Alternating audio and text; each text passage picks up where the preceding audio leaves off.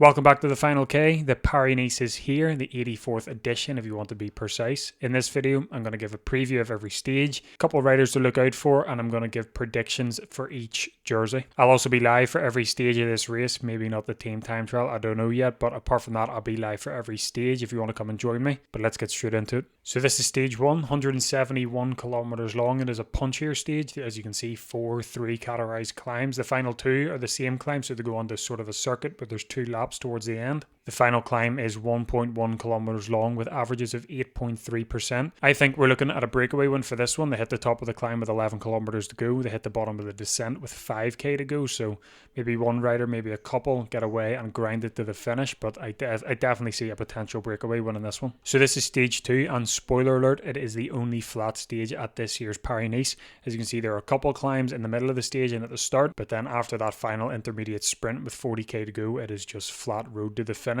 So yeah, you're looking at a bunch sprint for this one. Well, hopefully a bunch sprint if there's no crashes, but yeah, bunch sprint for stage 2. So this is stage 3, the team time trial, 23.5 kilometers long. As you can see, it is a hilly time trial. Now, me personally, I'm not a big fan of time trials, individual team. It sometimes it can just be too long and you're waiting the end of the day for the GC riders and stuff like that, but this one looks pretty good.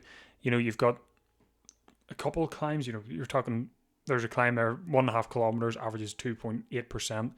Then towards the end, there's a bigger climb at 400 meters with 4.3%, and then a 600 meter climb at 4.1%. The final 5 kilometers, 4 of which are downhill until they hit the 1 kilometer banner, and then it seems pretty flat. So yeah, it's looking pretty good. You'll be looking at the GC favorite teams for this one. So UAE, Visma, Lidl, and Ineos. They're 4 teams to look out for this one. So this is stage 4, 195 kilometers, and this is where they start to cook. 3 categorized climbs, 3, 2, and then the final one being 1. They climb up the Ushan. Don't know if that's right. Ushan.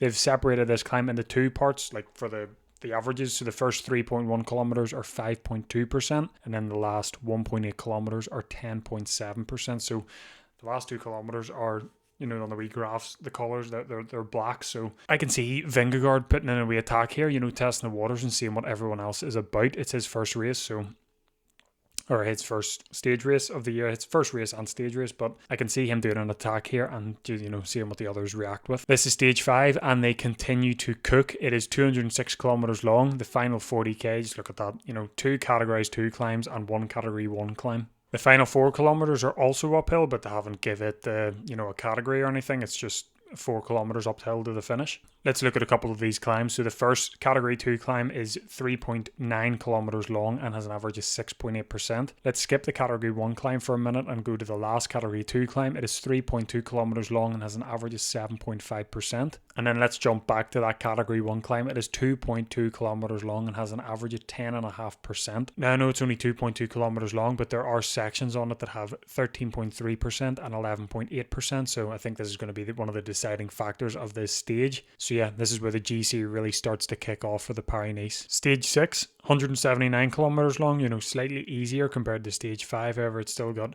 5 climbs, 4 of which are categorized, another one being an intermediate sprint. So I'm going to assume, time bonuses are up for grabs there. But yeah, the final climb, category 2 climb, 4.1 kilometers long, averages of 5%. However, the final 670 meters of this climb have an average of 7.8%. So yeah, this is another stage where you could see an attack on the last climb as they hit the bottom of the descent with about 2 kilometers to go. So yeah, quite likely to see an attack on the final climb of stage 6. Stage 7, the shortest of the stages, being 139 kilometers long. However, it is the main GC day. A category 2 and a category 3 climb within the first 25 kilometers of the day. The longest being the category 2 one at 7 kilometers long. That is just the start of the stage. As you can see on your screen, about halfway through the stage, the elevation slowly starts to rise as they get to the final climb. The base of the final climb is about 8 kilometers to the finish. The climb itself is 7.4 kilometers long. So if there are any big time gaps, this would be the stage to see it. Hopefully that isn't the case and everything is quite close and competitive. But yeah,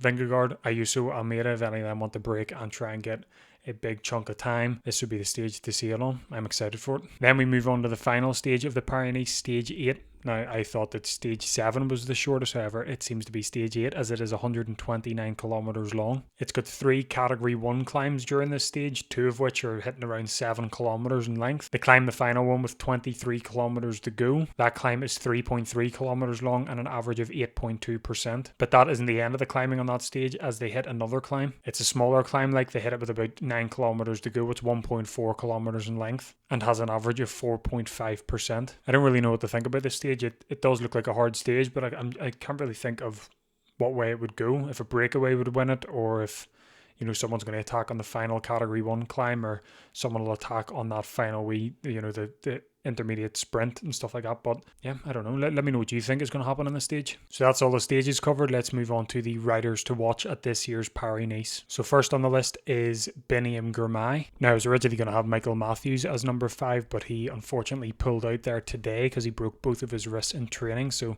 hopefully he has a speedy recovery. But Biniam Girmay, he's had a good start to this season. 2 wins already. He won the Classica de Almere and he also won a stage at the Volta of Valencia as well. Didn't have a good stint though at opening weekend for Omloop or Kuurne-Brussel-Kuurne, as he didn't really finish anywhere in those races. However, he will be looking to find that 2024 form, 3 Tour de France wins, the green jersey at the Tour de France. He also won the Surf Coast Classic that year. There was another race as well he won. I can't remember the name of it, but he'll be looking to find that form again after joining NSN there in the off season. But yeah, good start to the season and hopefully he can keep that going in the Paris-Nice. The next rider to watch is Skelmose. Now I've got him on here. It is a pretty interesting one. Yes, he won the Amstel Gold Race last year, beating Pogacar and Evenepoel, which was unreal. But the main reason I've got him in here is he's riding with Ayuso.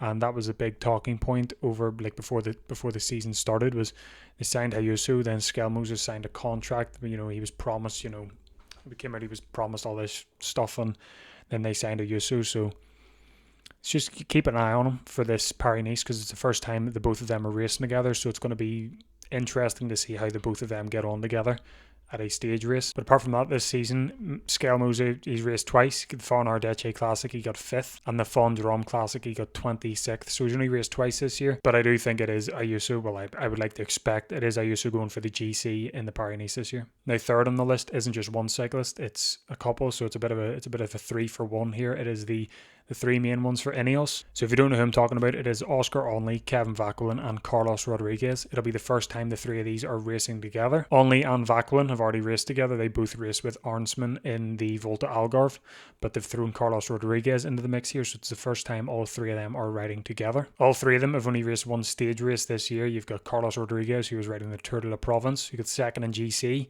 and 2nd in stage 2, I believe. Onley and Vauquelin both raced the Volta Algarve, Vauquelin getting 3 top 10 finishes, including the individual time trial, which he did very good on. Onley got 2 top 5 finishes. He got 2nd on the final stage, just getting beaten on the line by Ayuso. So I throw these 3 in here to watch, just to see what the dynamics like and what way they're sort of riding things, up the mountain together, because I'm expecting the 3 of them to get chosen for the Tour de France team for Ineos, especially after the big investment Ineos did in both Vauquelin and Onley. Now, before we go on to the top 2, I just want to give another couple honourable mentions as usual. So first is Ivan Romeo, winner of the Vuelta Andalucía. He also won a stage in that race, with a breakaway from about 78 kilometres out. Luke Lamperti of AF Education, he won a race over in Australia at the start of the year, and then he got 10th at Omloop and 9th at Kuurne-Brussel-Kuurne, so he's another one to keep an eye on. Andreas Leknesson from Uno X, he got 2nd in the GC at the Vuelta Andalucía. Brian Cockard from AF Education, he's already won 2 one-day races this year. However, he is yet to win a race at the Paris-Nice in his career.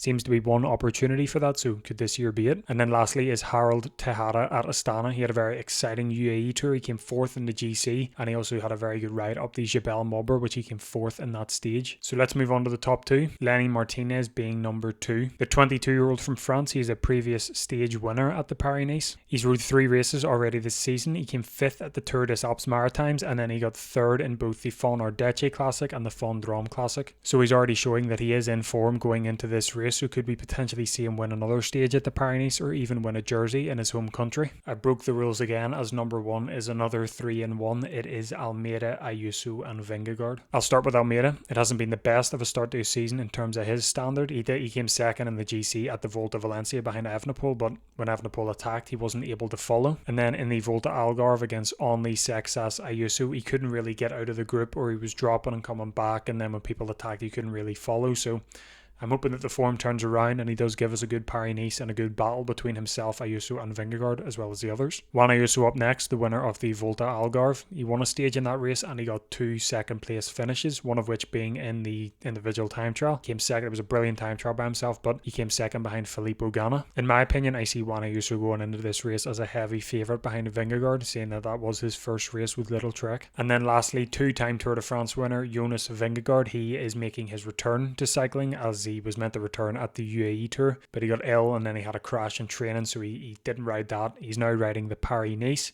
which was added onto his schedule last week. Now he comes into this race as a heavy favourite. Now I'm a bit sceptical, seeing he was ill, he did have a crash, and it is his first race of the year, so I don't know whether he's going to use this race as a sort of training one to see what the legs are like. Like I said, in stage 2, could be seeing potentially head away attack to see what everyone else is like, but yeah, he's riding the Volta Catalunya at the end of the month, so is this one going to be a training ride, or is he going to go for it? So what do you think? Do you think Jonas Vingegaard is going to go full out for the Paris-Nice and try and win it for a 3rd time in a row for Visma Lease bike? Or do you think he's just going to, treat it as a wee training ride for the Catalunya at the end of the month? Now that the riders to watch are over, let's have a look at my predictions. So I'll start with the green jersey first, the Sprinters jersey. Now I was just looking there, and a pure sprinter hasn't won it in the past 10 years. That's how far I went.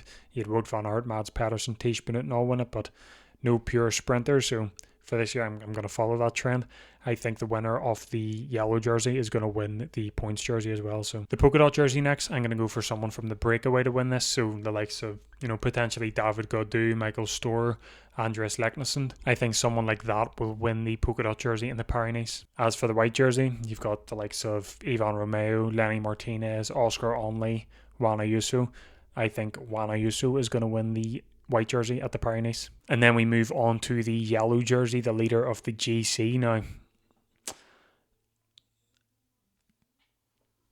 I don't know.